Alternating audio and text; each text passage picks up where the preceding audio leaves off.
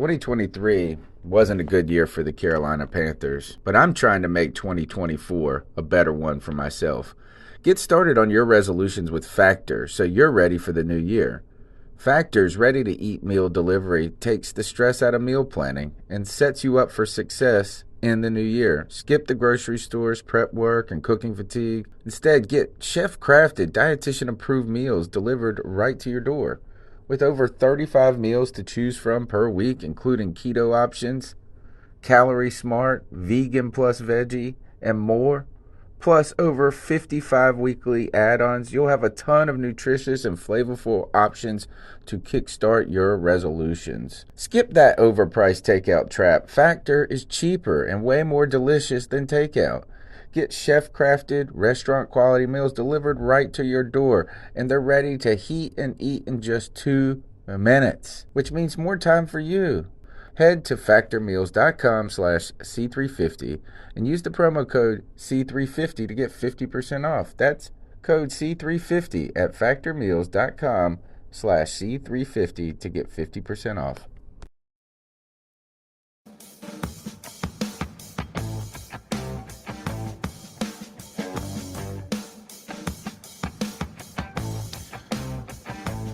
Welcome back to the non-copyright version of the People's Court.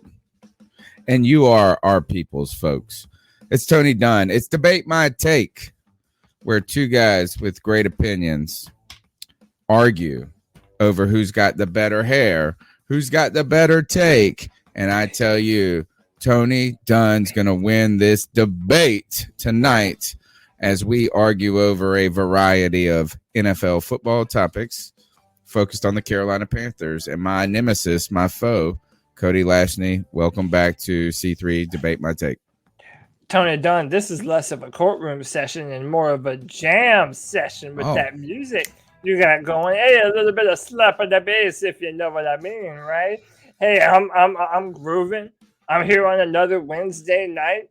I'm ready to hit a rockin' solo right on top of your face and own you like I always do.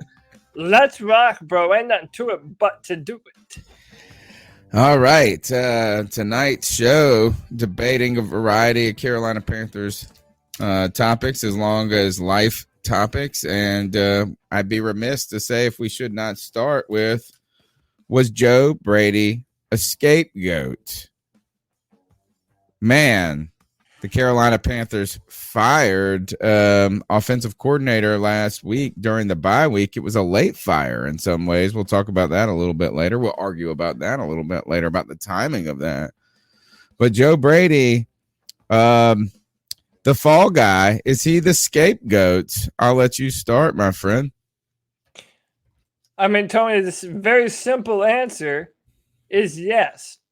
I've said on our podcast for weeks, I've said on this very debate show that Joe Brady is not the cause of our offensive woes. It was a number of different things, mainly Matt Rhule's inability to properly manage this offensive line correctly, his inability to get the quarterback position correct, and now thrusting Cam Newton in at the middle of the season and expecting everything to gel the right way. Tony, now they're even putting out reports that the Panthers had intentions on firing Joe Brady at the end of the season anyway. All of it stinks like fish to me. If Matt Rhule stepped so far outside of his comfort zone, why would he do it his first year in the NFL? Knowing that he's stepping into a situation where he's only ever been a college coach, so was all the people that he brought with him. But then he brought someone in that he was unfamiliar with and expected everything to gel and be fine and perfect. 100% he is a scapegoat. Now, I'm not saying that he was perfect. I'm not saying that he is a fantastic play caller. But there were a lot of missed throws and a lot of poor protections in this Panther offense. And I think that this is Matt Rhule simply trying to present to the world that he has control of what's happening on this football team, Tony Dunn, and he does not. This ain't no Jack Ruby. This ain't no patsy. Bro, this guy was getting fired at the end of the season, but he was just he's just the first. Don't let the door hit you on the way out, is what Matt Rhule said, because the door is going to hit my ass on the way out. Matt Rhule's on the way out. You can't be a scapegoat when you're getting fired too. Matt Rhule is reeling, man. He is reeling. And I am telling you this, is Joe Brady might not been the problem, but he definitely was a problem. And rule number one is these guys got to go. These guys got to go. Brady this week, Matt Rhule in 3 weeks or 4 weeks, whenever the end of this suffering is going to happen. You can't be a fall guy when everybody is free falling out of the airplane. He's not a scapegoat. This whole thing is a disaster, and Matt Rhule is just as much as a problem as Joe Brady was. I do agree with the idea of, actually, I won't say agree with you because I'm here to debate you, my friend. But I will tell you this is I wouldn't have had a problem with this being done at the end of the year. This is why they tell you to put the mask on yourself first in the airplane. This is why they tell you to put the life preserver on yourself first, is that there's no saving any of these fools. No saving any of these fools. So what Matt Rhule ultimately did was put the mask down on his face in the airplane before he tried to help Joe Brady. And when I say help Joe Brady, he said, I'm just going to end this for you quickly, homie, and pushed him out of the airplane. These guys are all gone. You can't be a patsy when you all get caught. So, no, he's not a scapegoat. These fools, they stink. Let's see you later. It didn't work here in Carolina. And Tepper, you are the assassin who assassinated our lives this season. David Tepper does have some explaining to do. I think we'll all be interested to hear his end of season press conference. And it'll also be interesting to see what Joe Brady does from here on out and see if maybe that also helps determine who's right in this debate, my take that we do here. But Tony, the next question that we have on deck, and it's the question I'll pose to you, is what would you do to fix the Panthers' current draft? And more specifically, what would you do to kind of restore some of the draft capital that we've lost in going out and getting CJ Henderson, Stephon Gilmore? Is our draft situation bad as it currently is? What do we need to do to fix this? I'll throw it to you first. The problem with this is man, a lot of swings and misses by the Carolina Panthers at the quarterback position. Sam Darnold cost the Carolina Panthers a second-round pick in 2022. They also traded a fourth-round pick in 2022 for Sam Darnold. CJ Henderson, did he really cost 2 picks? Or we gave a third. Is this how I read this right? That we gave a third and Dan Arnold for CJ Henderson, and we got a fifth as well? Yeah, so we traded a third-round pick to the Jacksonville Jaguars. They also received a 2022 fifth-round pick and Dan Arnold.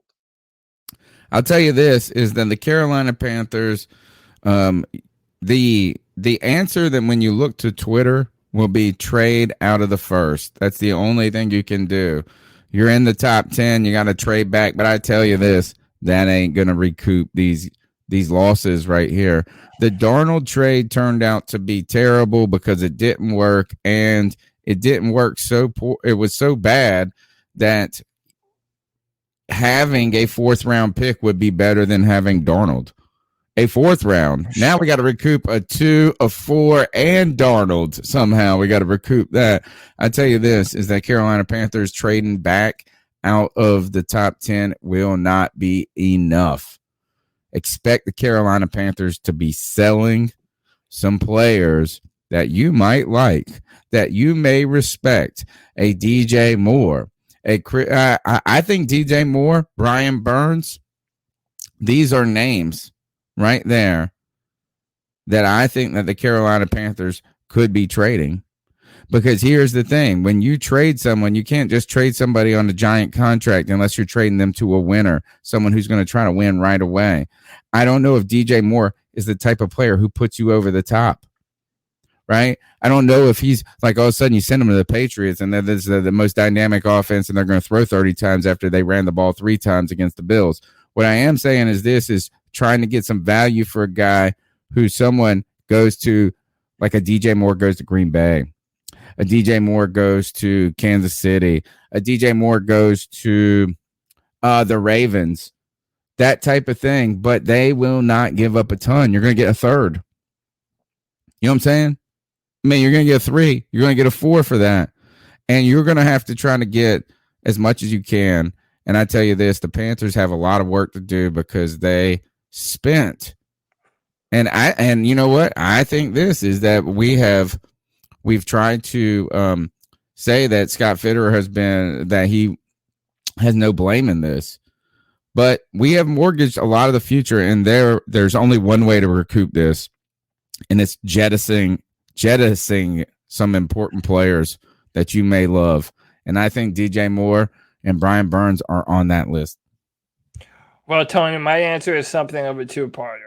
One, you stole a little bit of my thunder. You ate into my guitar solo time. I also think that at some point we are going to see Scott Fitterer doing away with some of the more flashier yet more easily replaceable players on the Carolina Panthers. But more specifically, I would say more DJ Moore than Brian Burns. I think they want to try and get absolutely every possible positive snap out of Brian Burns before he ends up going somewhere else, or however Brian Burns ends his career. They truly want to see if he is a top tier pass rusher.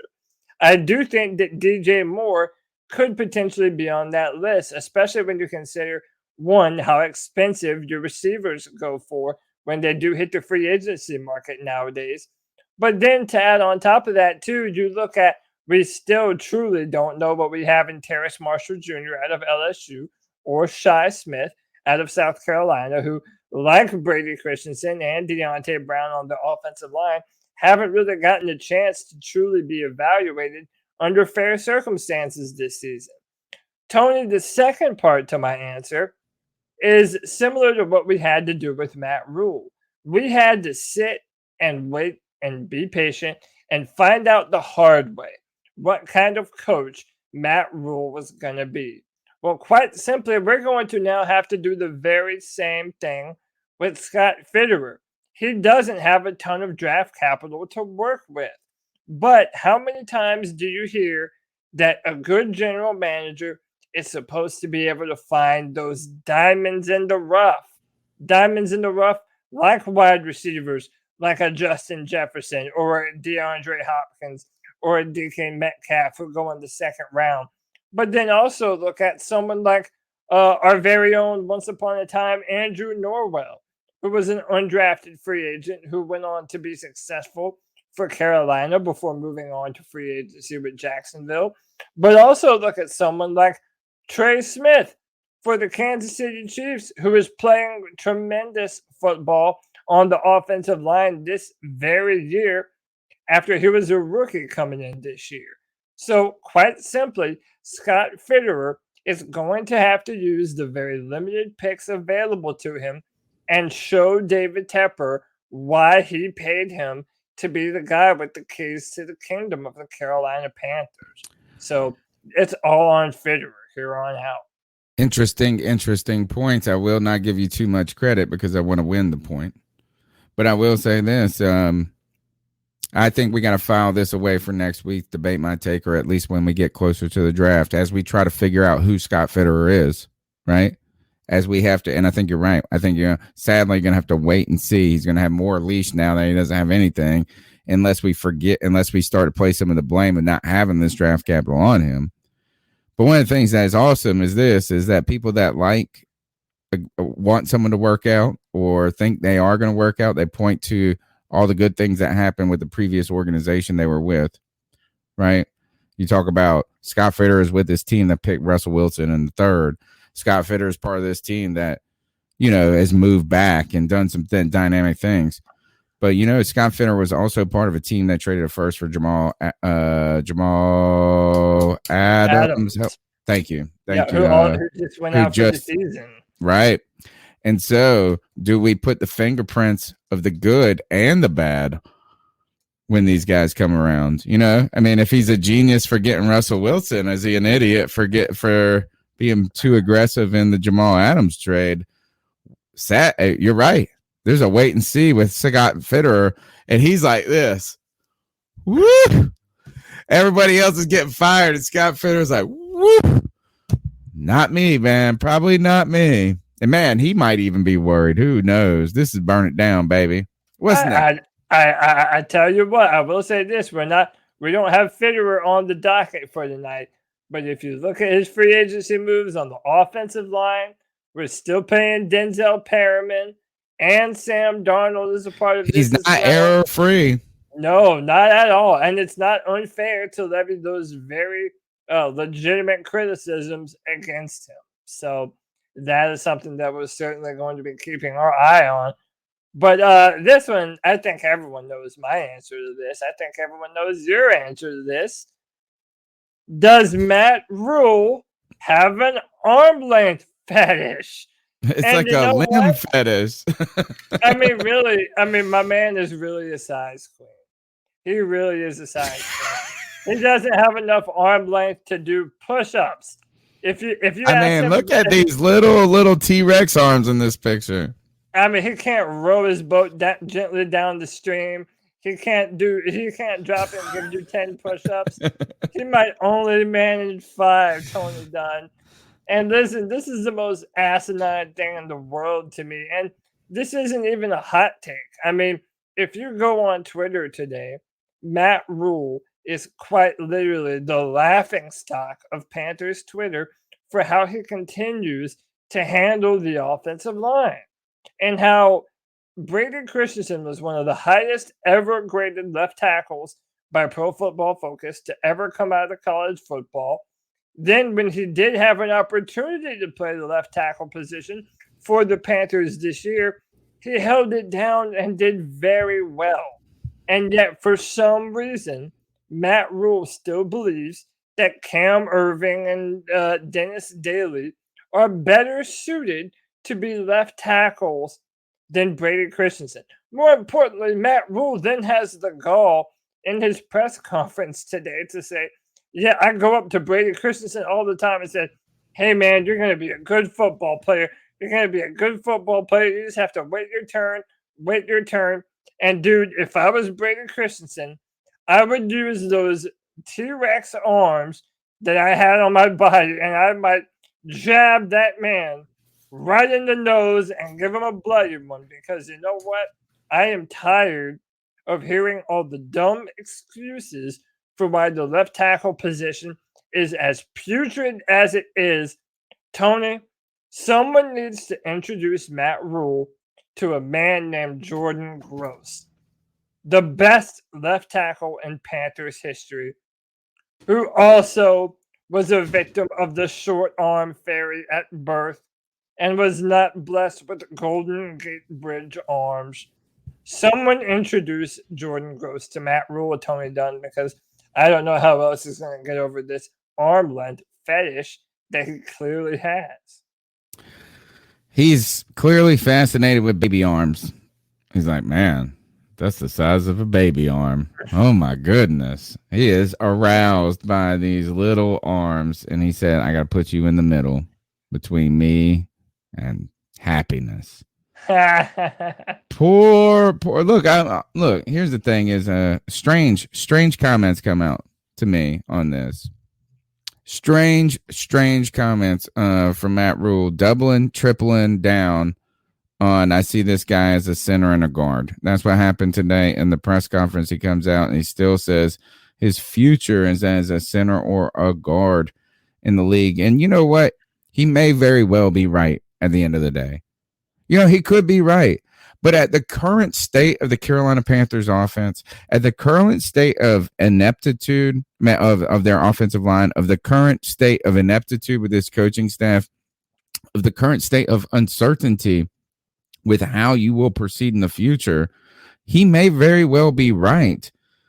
But I don't know if it's maybe you need to prove otherwise, and maybe you need to prove it by putting him at a position that you don't think he can play. The other point here's my final point on this is, he might not have the attributes to be the best left tackle in the history of football, or even the best left tackle in the NFL at this current moment, or a top 10 tackle at this current moment. But you have bottom 78,000 tackles right now. Imagine trying to tell me this as we were just doing a pickup basketball game and we were trying to at least put together our best starting five. And you had a guy who was 6'5", and you had a guy who was 7'2", but that 7'2" guy was as soft as a damn piece of wet tissue paper and couldn't do shit. And we got this 6'5" guy who will battle down in the belly of the beast in the lane, plays bigger, this or that.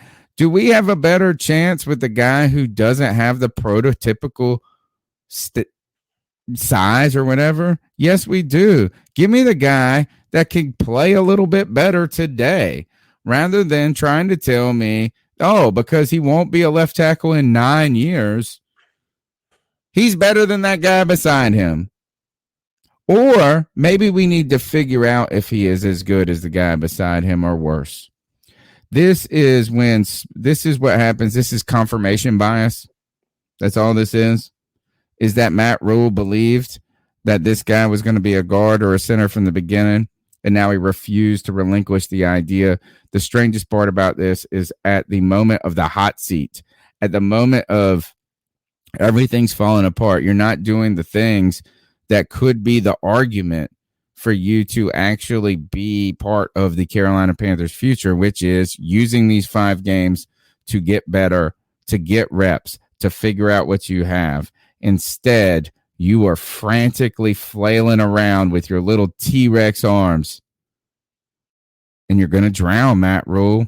So you know what? This is just it. It's idiocy. Even if he turns out to be right, it's lunacy. He needs to prove this to us at this moment. Yeah, and by the way, just to add the cherry on top of this shit Sunday, Brady Christensen did a press conference today and says he never played guard in his football career outside of practice until he didn't look little either. Carolina. I looked at this big giant man. I wasn't like, oh man, look at this tiny little man. He's 6'7", and there have been many left tackles in the NFL who have been able to utilize shorter arms and still be very successful in the NFL. Mind you, Rashawn Slater, who is looking like an all-pro left tackle for the Chargers right now, is also a victim of the short arm syndrome. It's just like a boxer who faces a reach disadvantage. There is proper technique for being able to get on the inside and neutralize a physically bigger opponent. More importantly, Matt Rhule feels he knows more about Brady Christensen's football life than Brady Christensen does. It's hypocrisy. And it just goes to show you very blatantly, Matt Rhule doesn't really know what he's talking about, Tony Dunn. But I digress. I think we've spent long enough on this topic. We kind of buried the lead to this next one a little bit earlier. But was the timing on firing Joe Brady right? Should we have waited till the end of the season? Was it the right time to do it now? I'll leave this one to you first.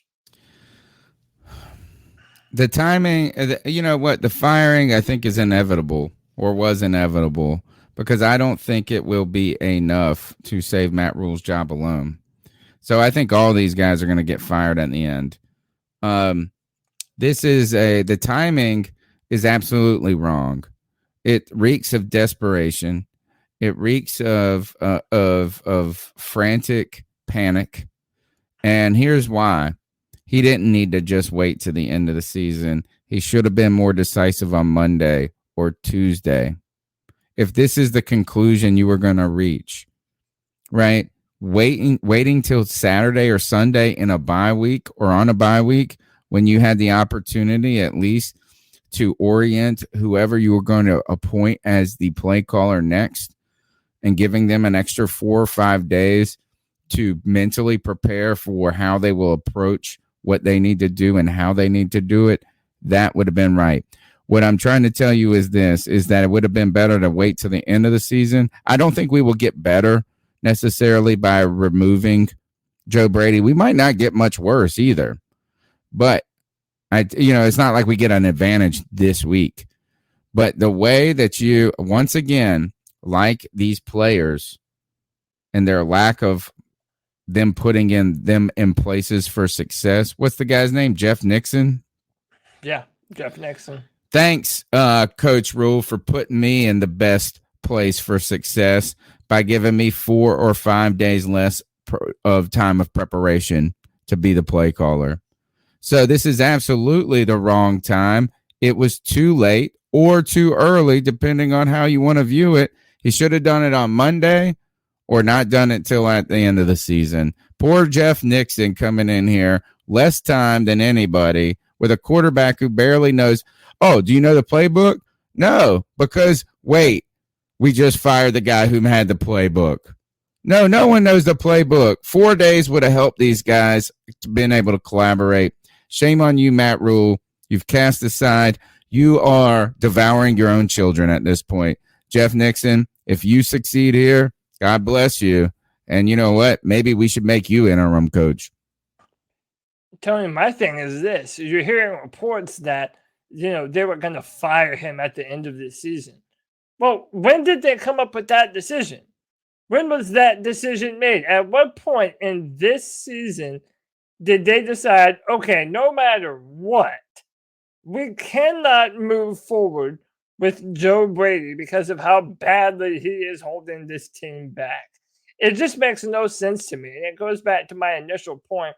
Again, Joe Brady isn't the greatest play caller in the world, but I doubt there are too many offensive coordinators in the world who would look good behind this offensive line with this level of quarterback play.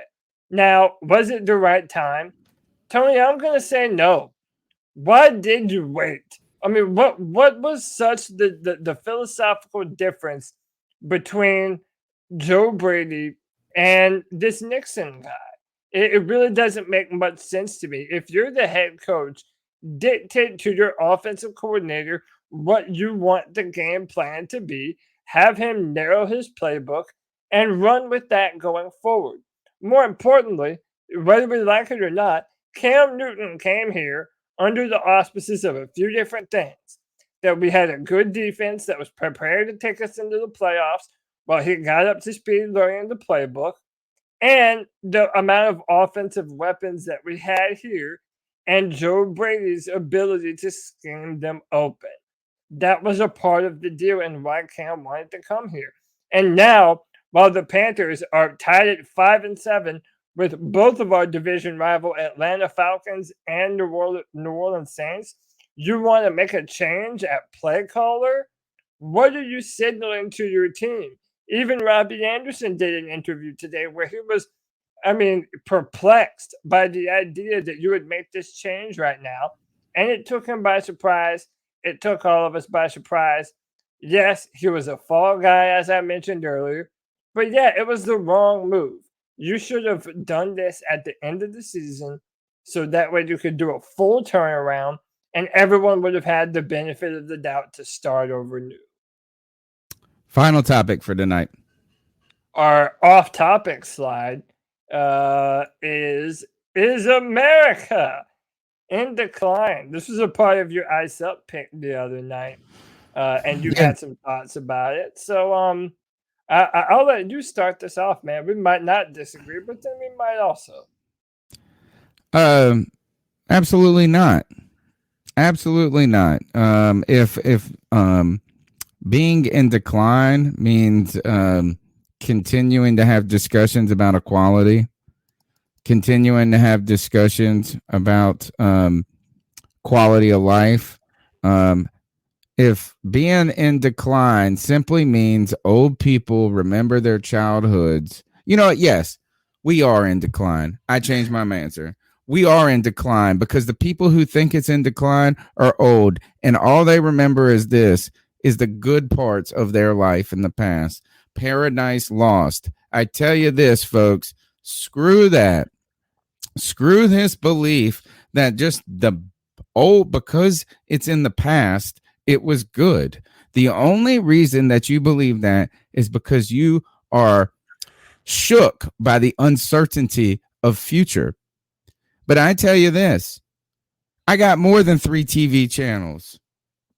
I got access to credit.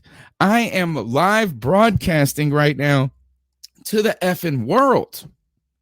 Porn is free. Indeed. What? Decline? I feel like I'm at the golden age of man right now. Aspirin. The worst thing we got is we got a pandemic flying around and the economy's still doing well. I am sorry if you are shook because you are aging, but God bless you. You can binge watch the C3 Panthers podcast and debate my take. I can't think of a better place to live, a better time right now than being, well, I would say than being a Panthers fan. But how about hanging out with us? America's not in decline. Golden era, baby. Golden era. Tony, my answer is simple, but it's also a little bit nuanced. And no, we're not in decline. America is as strong as it's ever been. Because whether we like it or not, this great nation was built on a free market economy, and we are the shining beacon of capitalism all over the world. Well, I'm here to tell you, Tony Dunn, capitalism makes sure that the richest people in America continue to get richer and richer, while politicians on both Republican and Democrat sides of the aisle campaign across America telling people to get out there and vote so that way we can strengthen and bolster the middle class. But Tony, they don't give a damn about you. They don't give a damn about your family. They don't give a damn about your friends. They only give a damn about all their donors who pay them behind closed doors and get them to write the exact bits of legislation that they want them to make. They use the American people to get voted into office and then do the bidding of the highest bidder, Tony Dunn. And quite frankly, that's the way America has been since its inception. And now when you look at over the course of the pandemic, people being forced to close their businesses because they're the word escapes me right, non-essential businesses. Meanwhile, you have people like Jeff Bezos and Bill Gates making billions more dollars than they ever have, Tony Dunn. No, we're not in decline. That is what America does best. That's what it's always done best. And that's what it'll continue to be the best at, making the rich around the world even richer. This is the United States of America, Tony Dunn. It is what it is.